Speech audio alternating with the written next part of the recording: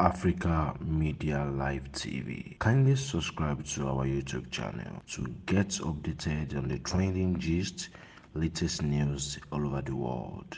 Like our page, subscribe, and share.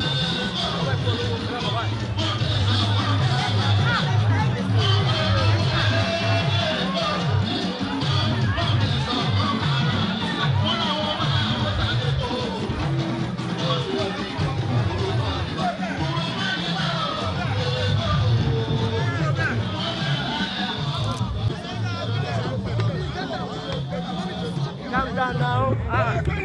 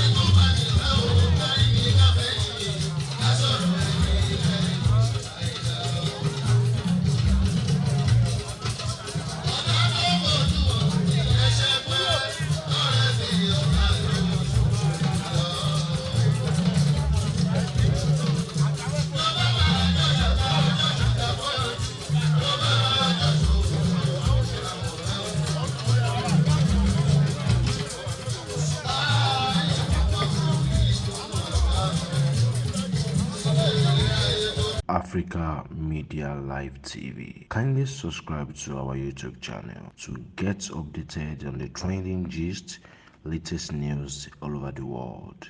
Like our page, subscribe, and share.